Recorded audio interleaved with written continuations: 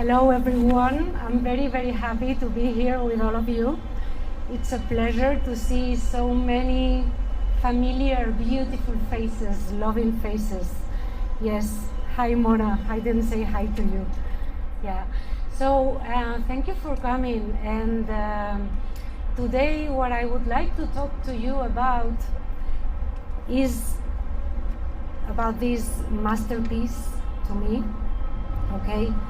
But before I go into the book, The Shift in Being by Leon van der Poel, I would like to first thank Amel and Layal, her team, for inviting me here to talk about what I love, truly, what I love.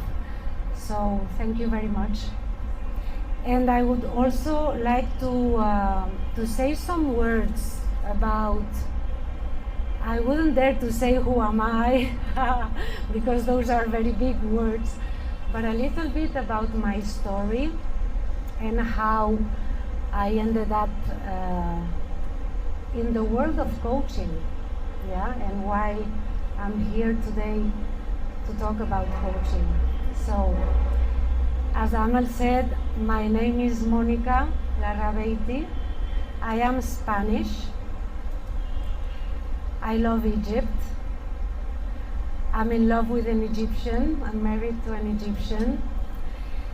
And I love different cultures. And you know what I have realized over time is that we can look very different on the outside. The culture, the traditions. My son, for instance, is studying in Holland, another culture. His stepmom is from Finland, Protestant. My husband is Muslim.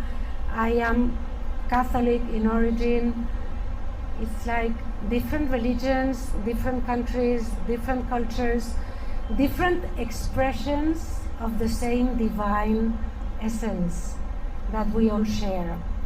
And so, yeah, this is what I love, you know, the different manifestations, but at the core, we're so similar. I've been teaching coaching in Spain, in North America, in not North America, I don't want to lie, South America and Central America, and in Egypt, and at the core, we're so similar, and this is why I love coaching. And I wasn't always there. I'm gonna move, I'm behind the table, and I want to remove the obstacle between us. So before I was a coach, like 20 years ago, I started with my coaching experience. I also worked at P&G, at a multinational, for 16 years. And my first part of my life was more of a kind of a script that I was following, you know, about the rules of how to be a good woman, a good citizen, a good professional, a good worker, a good mom, a good, you know, kind of what I had to fulfill, but from outside, in a way. Till I had an anxiety crisis when I was 30, and all of a sudden, that was, to me, apparently it was very bad. It was very humiliating for me on one hand, because I was failing in a way at work, you know. But on the other hand, it was a wake-up call to something deeper. And from living life focused on the outside to living life focusing on what's in here, who am I, what's going on, is this what life is about? And so I started to have these questions that you might have, some of you, and that are a sign that transformation is ready to happen, okay? So, and at the time I didn't know anything. I remember going to someone, to a counselor, and she told me, but you need to focus inside. And I told her, inside? What's that? I didn't even know that that existed, you know, and that was like more than I don't know, 25 years ago or so. So yeah, to let you know, or to give you an idea of how this happens. It wasn't by my own volition at the moment. I didn't want to have an anxiety crisis. I wanted to perform very well at work, you know, and I wanted to continue getting promoted and so on and so forth. This is what I thought I wanted. And so that was like, terrible. And it turned into gold. And this is the journey of transformation. It's not intellectual. It's not coming from a personal will many times, but it happens when it's meant to happen, and if it's meant to happen, you know? Not everyone in this life is going to be called to it, and it's fine.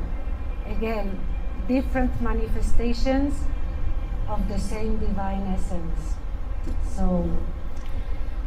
So this is what I wanted to share about me or my life. I am living between Spain and Cairo, and I work in coaching, mentoring, teaching, coaching.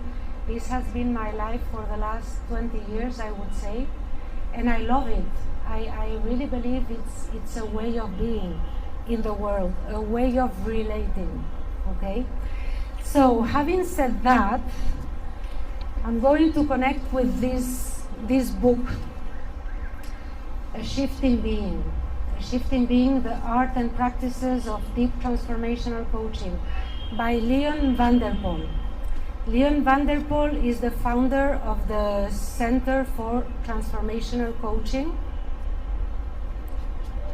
And he has written this book after 10 years or so teaching about its materials. So the book came after he had already proven its power, okay? The power of these materials. So what's this book about? This book is about transformation. And what's transformation? The way transformation is understood in this book is a shedding of our egoic sense of self. Shedding away our egoic sense of self, which is what I believe I am, what I think I am, into more of what I truly am. And this work is not going to your intellects. I'm going to try to give you a feeling of it, because this work is not grasped by the intellect itself. It's more of an experience.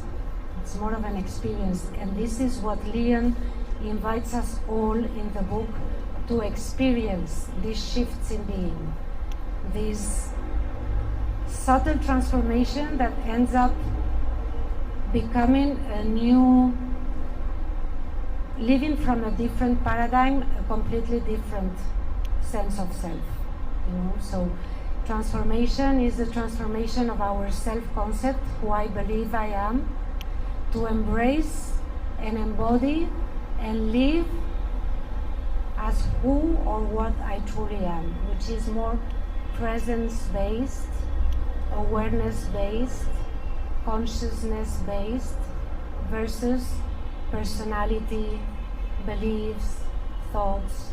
It's not an easy journey. It's not. And at the same time, it's amazing when you traverse it. Okay, so this is what the book is about, and I would like to draw, if I can, if I have the distance. Yes. I want to invite you to connect to a baby. A baby, when a newborn. Yeah, a newborn. Who does he think he is? A newborn. Reem, hi. Who does he think he is? He cannot think. A newborn here sees, hears, senses, smells, tastes, if there's something to taste. No concepts, no sense of being. Hello. Just pure presence. Yes? So I'm going to draw it like as a sun or as a star or as a light. Okay? That presence that we are when we are babies. I can't even pronounce those words because I don't have a language, but I have a sense that I exist. I have a sense that I'm alive. Yes? Still the cognitive is not developed. I just know I am because I hear, I see, I couldn't distinguish tree from sky from house because I don't have any conceptual learning, but I know I exist and I know I am. And little by little, as babies, we're taught to identify with I am a woman, he's a man, he's different than me. I am Spanish, you're Egyptian, I have this religion, you have another religion, and so to differentiate. And so I start to build a sense of identity. And you see, the identity, the egoic identity, is based on the differences.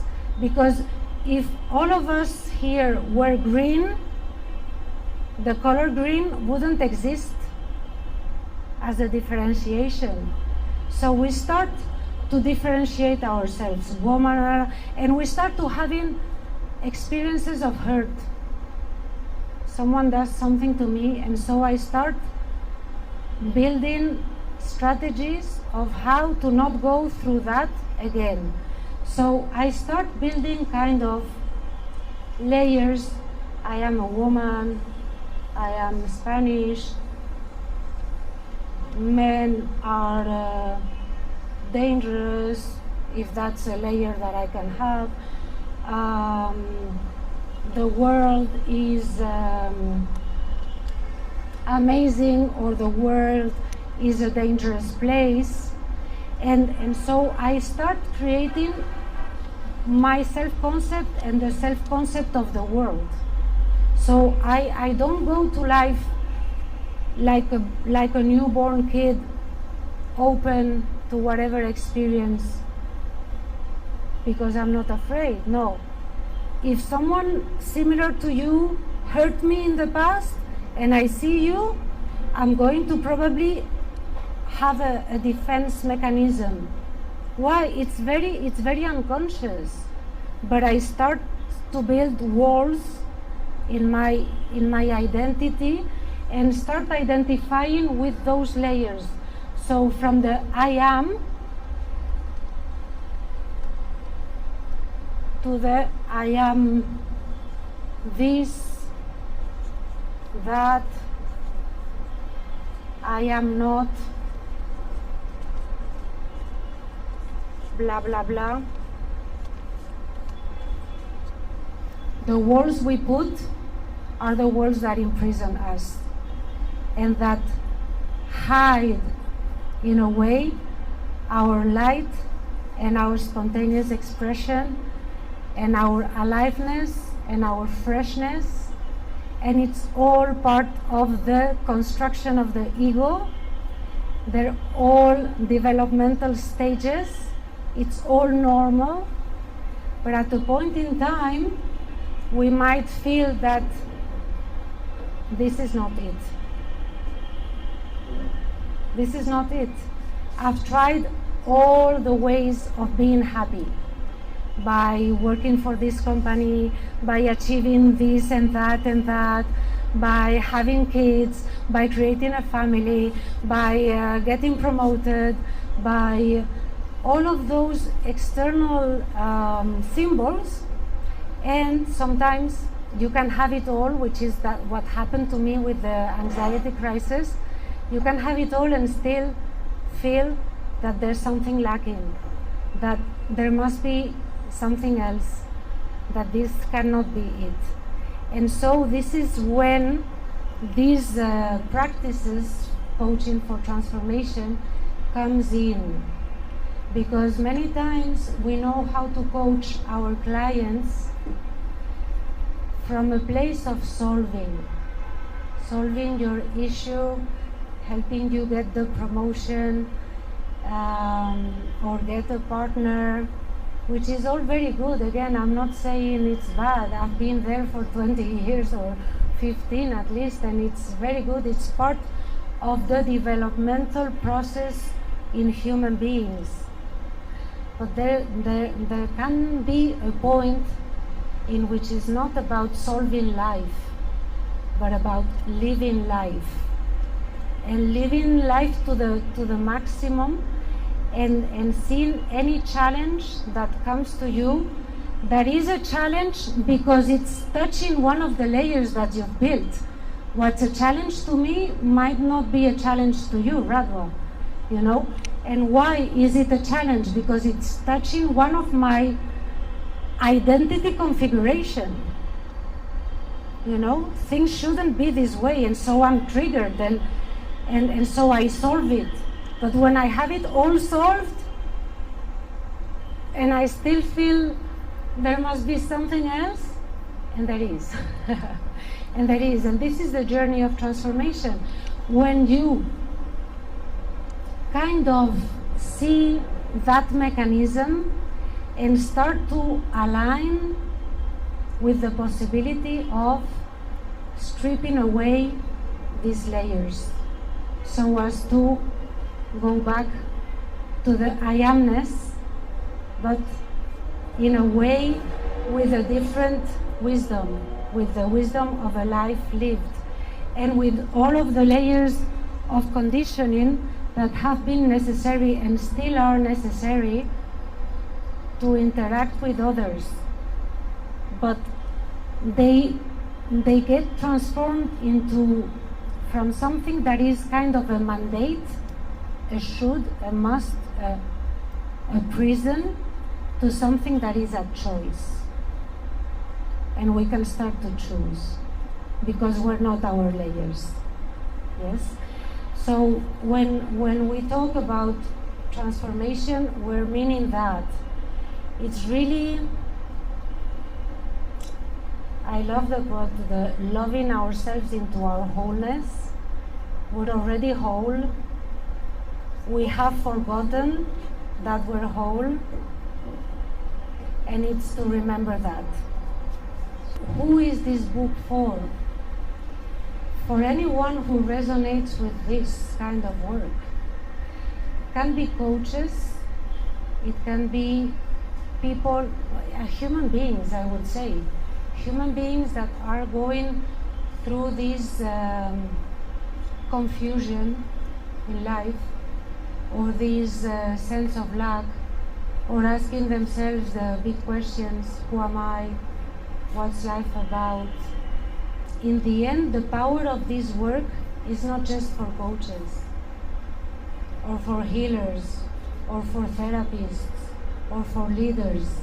It's for any human being, because it shows a new way of relating to each other. Instead of seeing you from your layers, from what I don't like about you, I can go through and see you in your light, in your magnificence, in your potential. Okay? And another part that is missing in this graph is this is called in the book, The Light of Self. It's in us. It's us. And then there's the light of spirit, or the light of God, or the light of universal intelligence, or the light of source, or the light of the quantum field. There are many words to point to the same. It's in me, and it's all over. It's in all of people and all of things. It's it. Yes? But it can be disguised, and we see many times through those lenses of fear, of defensiveness, of mistrust, because of our past experiences. So again, the journey of transformation is one from an ego-based sense of self, I am all that I think I am, into the essence of who we are. And this is the journey, okay? For anyone who feels called to it in the book. And so the book talks about this process and how this process happens. You know, because I am super identified with who I am, who I think I am, and how am I going to do this? It's very simple, I would say. You just live your life, okay? And in living your life, you're going to be faced with challenges. And the challenges can be opportunities to solve whatever, break up with that partner, let go of the job, try another job, or it can be an opportunity to choose, who do I want to be in this situation? What do I need to let go of in order to be that? Okay, so a very important also teaching in the book is what we call the dual dynamics of transformation. Okay, we have on one hand, this is the ego-based sense of self. It's what we call the gravity,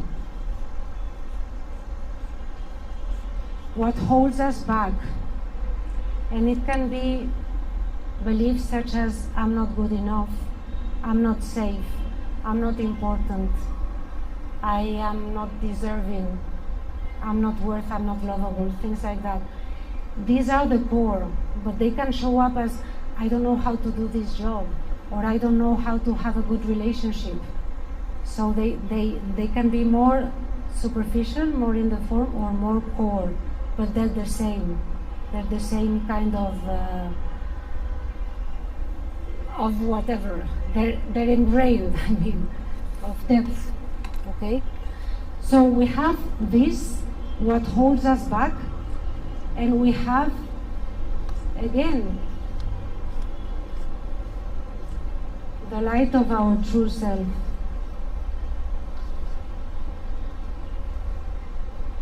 Which is kind of the propulsion system.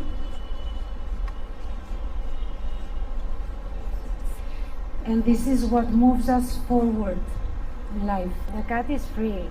It doesn't have layers of conditioning, of you cannot be here, you shouldn't do this, behave yourself. It's just free. Yeah, maybe it's a sign of what's possible for all of us, in essence, because in essence, it could be that way. I don't want to use the word should but yeah. So in this process of stripping away the layers, that all the falsities and the distortions and the beliefs that we've created to kind of veil our true essence, we are going to live life. And life is going to show us our gravity, the beliefs that are holding us back. And by applying or embodying or experiencing what is taught in the book, we can provide a space, I'm going to talk more about it, so that these gravity patterns are let go of, once honored and seen and embraced, so that they give space to the light of our being, to who we truly are in essence. So in a way, we're going to be released from those constructs that we've been building over the years. So, transformation, I'm going to see my notes to see what I wanted to share. And so how can we facilitate transformation? It's not our agenda. It's not us wanting to transform someone. So let go of that idea of, I'm gonna change my son, I'm gonna transform my partner, I'm gonna da da da. No. It's just the opposite, because the more you try that, the more that pattern is going to persist. It's very counterintuitive, but the more, if I try to attack you, you're going to resist. If I tell you, you need to change that, you're going to be stronger in not changing that. So it's the other way around. In transformation, how do we facilitate Thank you. How do we facilitate transformation? First of all, it starts with ourselves. Okay, because in this approach, it's not about wanting to change anyone, it's about being a presence, a space that allows the transformation to happen in others. But first, because it has been embodied in ourselves. So, yeah, instead of I want to change my son or my husband or this or that, it's okay, what's in this for me? What is ready to be let go of in me? And what wants to emerge in me? These are questions that we ask ourselves. Instead of, again, putting it outside, it's no. Coming back here. Yes? So, and here come the 9 practices. That was the title of the lecture, because since transformation starts with ourselves and with becoming that loving presence, that presence that can allow the layers of not feeling enough in others to dissolve. So I need to first become very loving also with myself and with my own flaws, because yeah, I am the light of the world, as you all are, and I am human and I identify with patterns, and this is the game.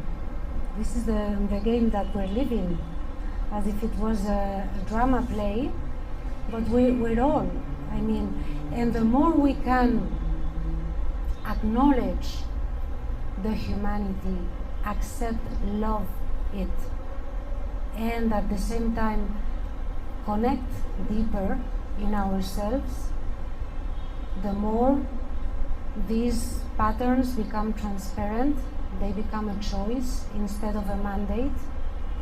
And the same with the patterns of others. If I look at you, at any of you right now, I can see the essence, you know, beyond all your beliefs. And if I worked with you, I wouldn't go just to the essence. I mean, if you're bringing something that you truly believe in, that it's happening, and that's bothering you, I'm going to connect with you there. And at the same time, I'm going to be connected inside and to your essence as well, to my essence, to your essence, so that something can unfold from you if there is a readiness for it. So in this approach, rather than solving, we're facilitating emergence of what's ready to emerge, emergence of a letting go of something that is not needed anymore, or emergence of the what wants to replace it, which is always good, because we're amazing beings in essence. So this is the, when I was saying it cannot be your agenda, no. It cannot be your agenda in the sense I don't want to transform any one of you, but I can see you in your light. And I am seeing myself in my light with all the layers and everything, but I can laugh more and more at them. They don't have the gravity they used to have. So it's a way of liberation. It's a way of liberation. It's a way of living from that true self, which is free, loving, trustworthy, trusting, assertive, also true, all of that. And what are the practices? The practices to work on ourselves and become that loving presence. So there are 9 practices in the book, 9 practices. And what is a transformative practice, first of all? A transformative practice is an activity that I commit to on a going basis, on a daily basis, so that I become the embodiment of it. It doesn't go, this work doesn't go here. I can read it, I can read the practices and say, yeah, that looks good, yeah, that's good. But then I go on with my daily life without changing anything in me. This is why Shifts in Being, the title of the book, we're talking here being. Who do I choose to be? Who do I choose to embody? What do I choose to embody? Because it's not just thinking about it. It's being the living embodiment of it. And again, by living life and meeting your clients and so on, you're going to be informed of what's ready to be let go of and what wants to come. It's amazing. Life is amazing. We don't need to dig into it. No. It's going to surface on its own. We just need to trust it. So these practices, again, they're 9, and the invitation is to experience them and to practice them. Okay, first one, slowing it down. This rhythm of Cairo. Slow it down, baby. And sink to the rhythm of life and spirit. So I'm not going to go into much detail into the practices, just a few words or ideas about them. But to me, slowing it down is really having contemplation moments in my life. Even in Cairo, even when I say Cairo, I'm joking, of course, but even in a very busy life, there are moments to just stop and see what wants to come to my awareness, because we're living cluttered in our minds with to-dos, with tasks, with it's so busy that there's no space for anything new to come. So a slowing down rhythm and connection to spirit and to life, to whatever you believe in, to your higher self, to your wisdom inside, to nothing, to the emptiness of it, and see if something comes. Our best ideas, they come when we're in the shower or walking without having any to-dos in our minds. They're coming when we have a spaciousness in our minds.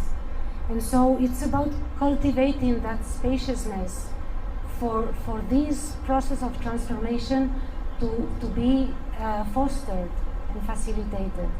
Okay, so that's the first practice. And again, it's a work that we do on ourselves, and then with our clients, but first on ourselves. Second, as coaches or as healers or as facilitators or as friends, release your agendas. And this one has two parts. Release your agendas. I'm going to go with that one first. Release your agendas. Huh? Yeah, as coaches, no. The agenda is the one of my client, of course. Yeah, whatever my client wants. Yeah, but I want to make it happen because I need to add value. Because what if my client doesn't get what he's coming to get? Who am I? So what agenda am I following there? What am I more connected to what wants to happen for my client, or to my sense of value and worth, and they're evaluating me if I'm having an executive coaching. So there's a rating here and blah blah blah. So release your agendas is coming as empty as possible to the session in coaching. But releasing your agendas in life, to me, is being huge. Because we all have personal preferences. We all want something to happen a certain way. And the moment we want it so badly and we are attached to it, we're prisoners. The aliveness and the freshness and the possibilities, the infinite possibilities that could be there, are not there because I don't see them, because I only want this. I want your dreams, and that's it. And if I don't have them, and if I don't have it, I'm frustrated, and I'm building up a story of frustration that wasn't there in the first moment, but I created by creating an agenda and an attachment to it, because I think this is the way, in the previous one, I'm going to be happy. This is the way I'm going to be happy.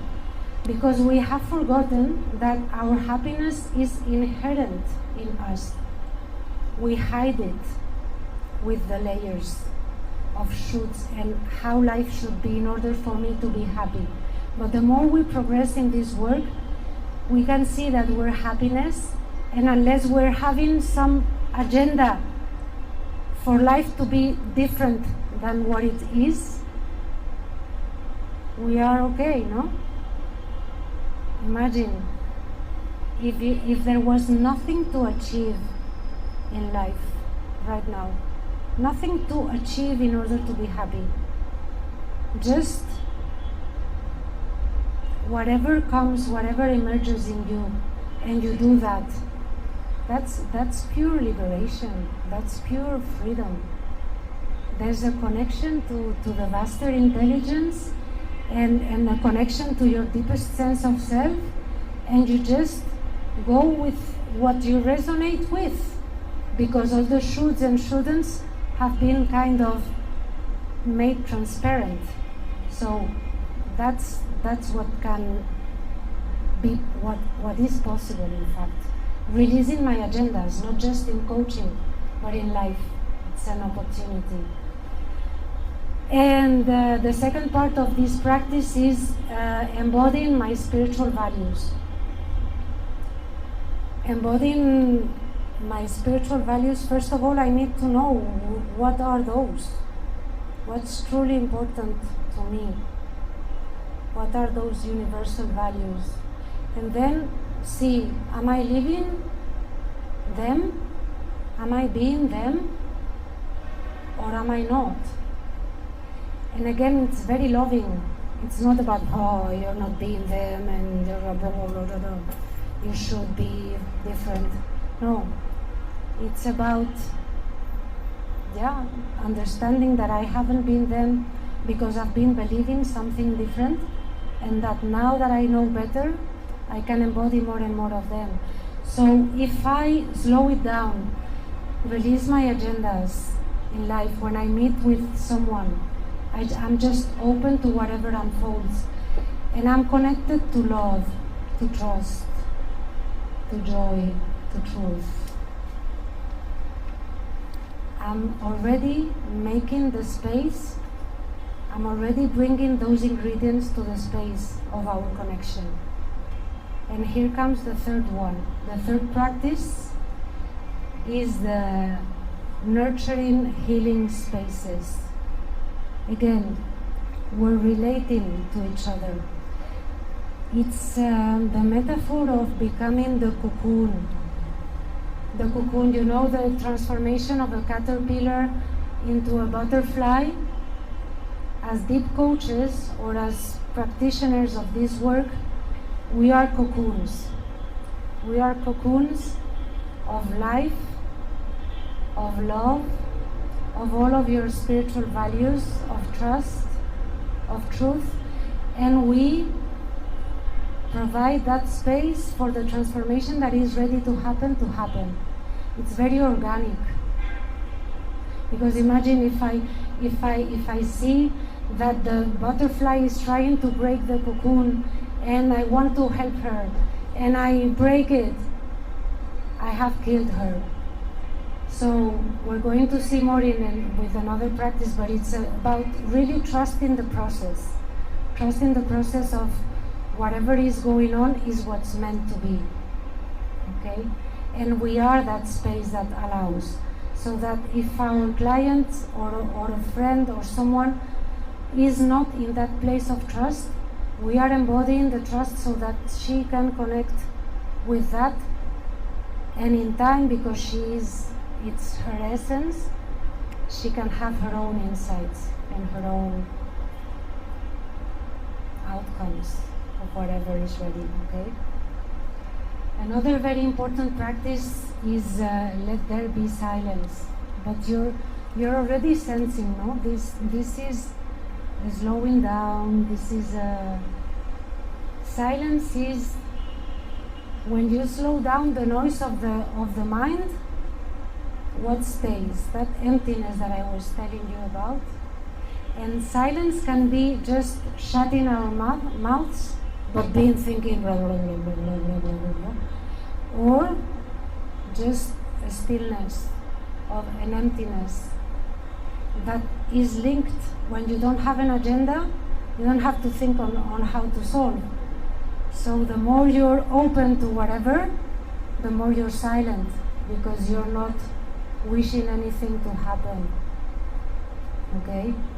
Neither for you nor for your client. I'm taking you to the maximum of this. We're all human and we all have mental chatter and so on. But again, they're practices. They're practices, and the more you're committed to them, the more still you are on a going basis, you know? And it comes with time, with the practice. Another one, coaching more from the heart and less from the head. And we're very used to connecting conceptually. And even the intelligence that is valued in schools is the intelligence, the IQ, which is conceptual, mathematics and things like that. And we're more than that. So it's allowing the intelligence of the heart that is not so judgmental, because the intellect is rational. It's very good also. It serves to analyze, to rank, to discriminate. It's very important in our society. But if we only move through the intellect, we're moved by the autopilot of the layers. We're a repetition of a repetition of a repetition. Whereas if we leave a space where some wisdom, some energy of the heart, wisdom of the heart can enter, that can shift our lives. And when I talk the energy of the heart or the intelligence of the heart, is that when you say, I know, don't ask me why, but I know. I know this is the path. It's not rational. Many times it's against all of your rationality, but you know. So it's following more and more that in yourself and with your clients and with your people. I know that if my sister is going through something wrong, I know that's good for her. I know it. And so I don't add more worry into the situation. and I listen, and I listen from my heart, and I welcome it all without wanting to change it. But with that space that we're creating, something can shift in her beyond the intellect. Yes? 6. How are you doing? Too much? How am I doing with time? Yeah, good. So practice 6, and you have them all. Each one of them is one full chapter in the book. I'm giving you some snapshots. Practice 6. Attune to your client's deepest sense of self and let that lead. It's what I was telling you before. I can connect to your essence. I can connect to, okay, you have this problem, this situation, but the situation that you're bringing to the conversation is a gateway into something deeper. For instance, I want that promotion. Okay, why do you want that promotion? To earn money. And why do you want to earn money? To feed my family. And why do you want to feed to be valued?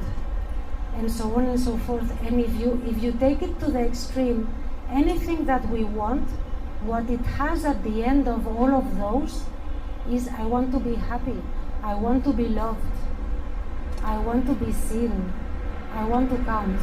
All of them. All of them.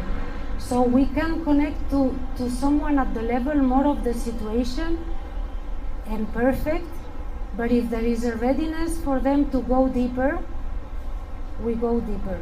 And this is what this practice allows.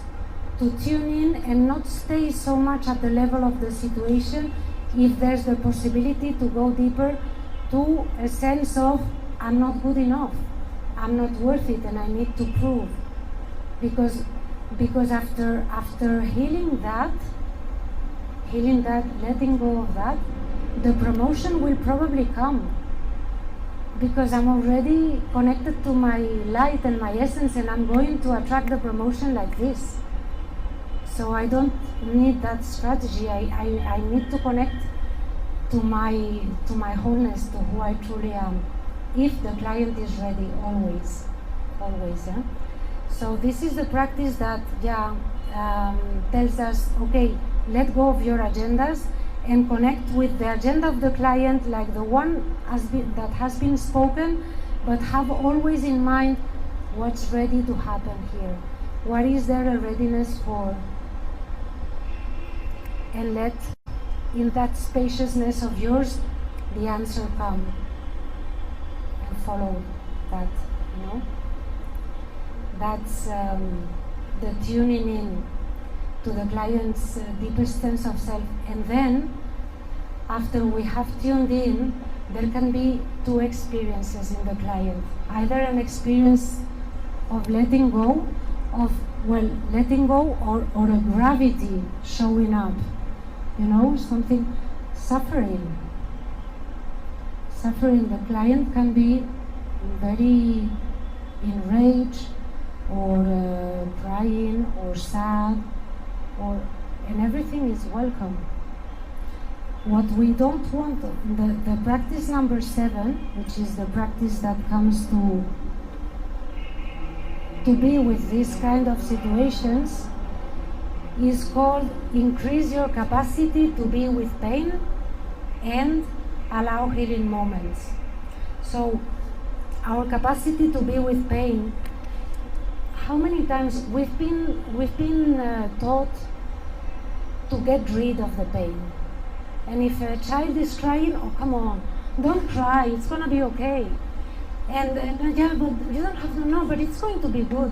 And so to not be with the pain. I was watching a documentary a couple of days ago, The Wisdom of Trauma by Gabor Mate, but not just him, but everybody's saying that the biggest wounds and even cancers and sickness come from unattended sorrows, unattended layers of I am not loved, I didn't feel loved, I didn't feel secure at home, And we try to numb it with all kind of strategies and addictions and so on.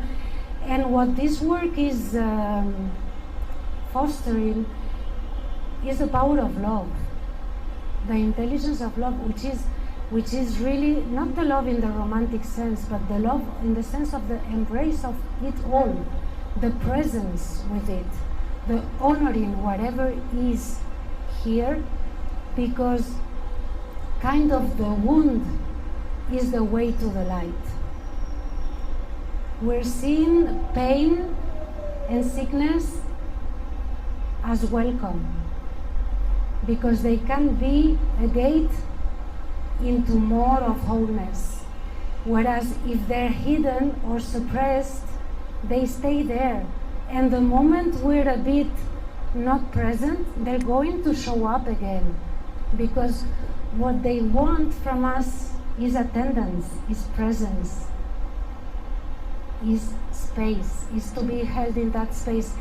And in that space, that it can be transmuted into, but literally transmuted into a completely different experience of light.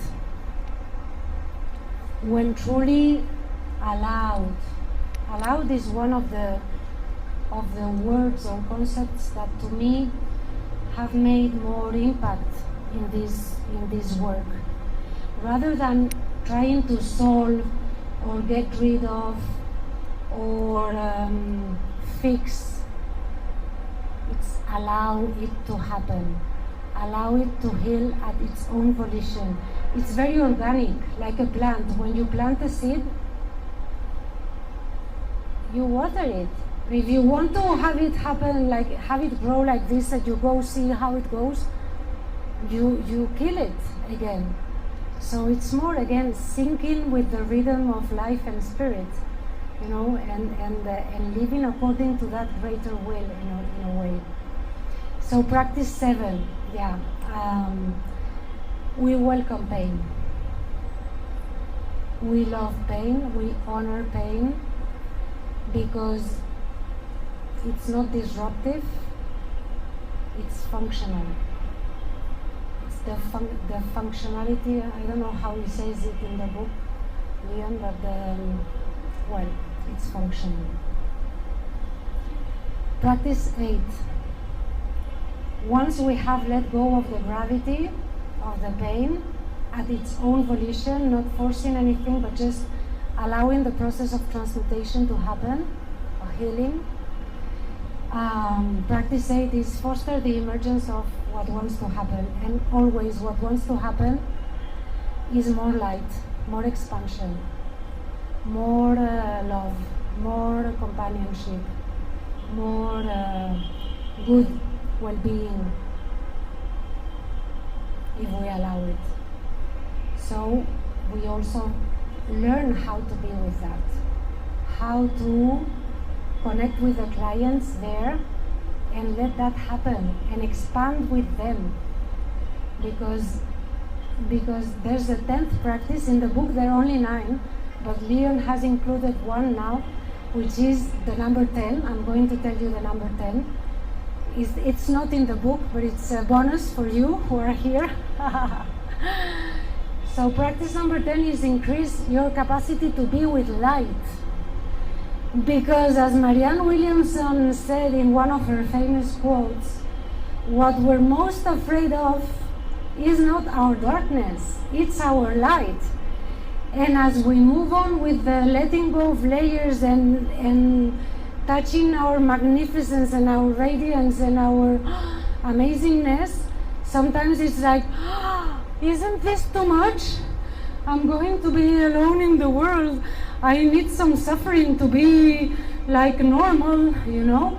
And there's an inner force that tends to sabotage that. No, this is too much. So yeah, if we allow ourselves, if we continue in this process of transformation that is never ending, we can allow others to go through these phases. Why? Because we can normalize them. We can normalize it all. We can be at ease with anything. And if we're not at ease, it's an information to us to look at something, to be at ease, to let go of resistance there. So yeah, practice 8 and 10, and the 9th, which is an umbrella to it all, it's the trust. Trust in the magic and mystery of life and transformation. Trust is the 9th practice, but it pervades all of the others.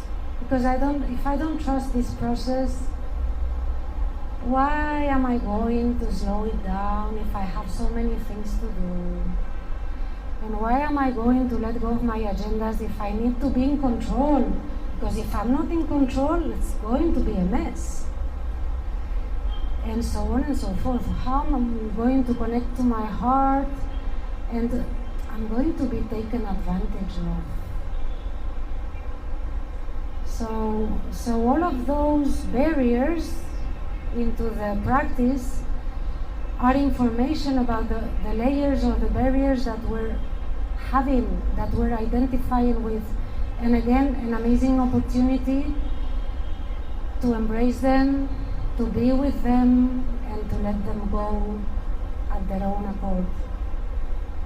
A journey into freedom, a journey into authenticity, because it's very easy to be authentic when you know you're amazing,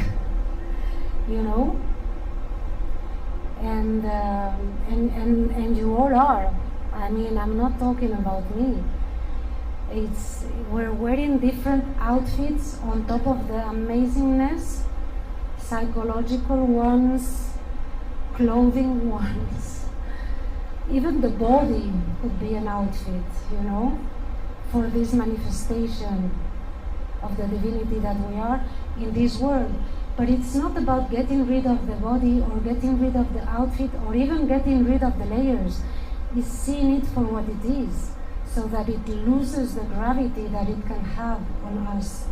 It loses the capacity to imprison us, and we can live with it, in it, but with the knowing of who we are and from our essence, truly, more and more, and help others in this path as well.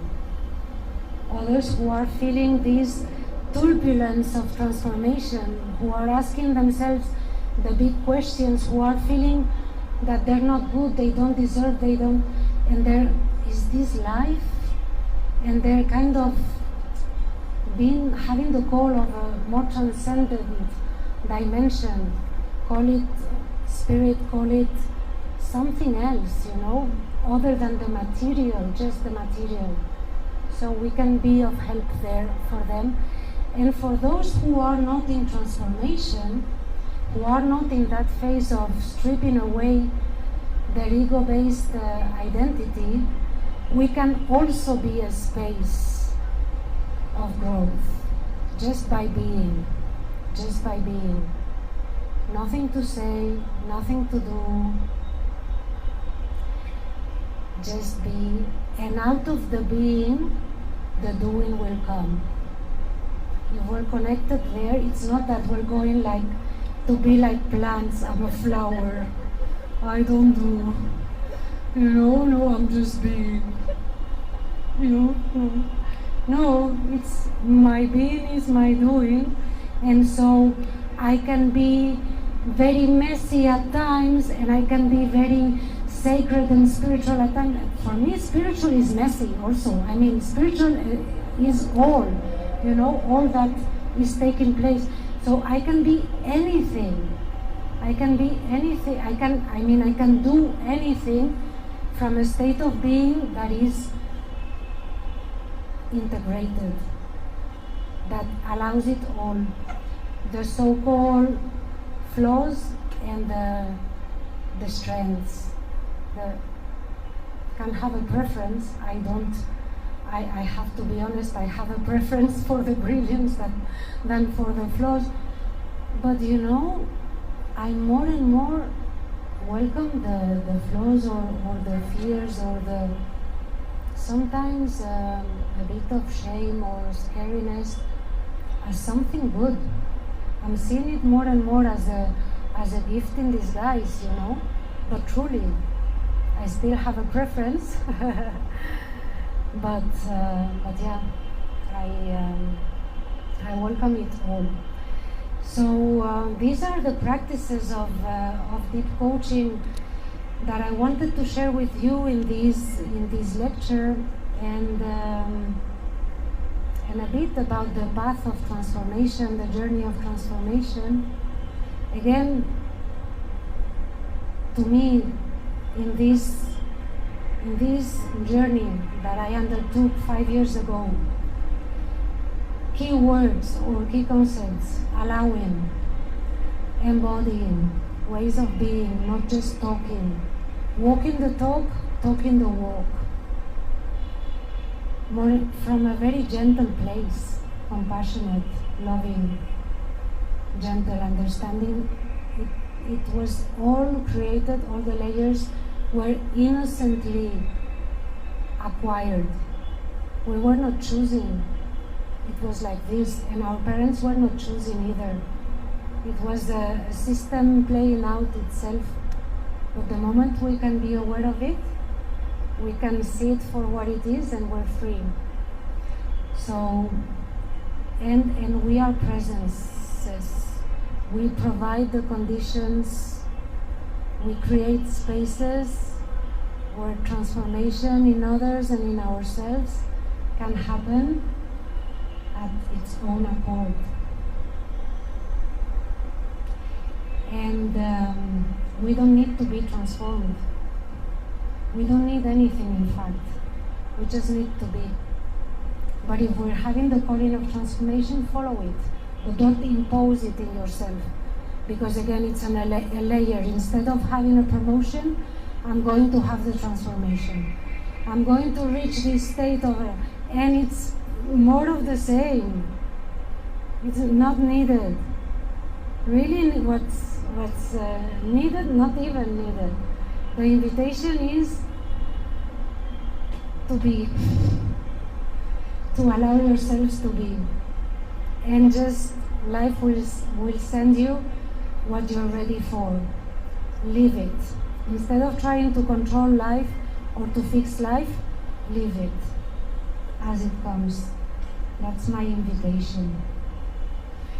And that's what I wanted to share with you, dear friends. So thank you very much.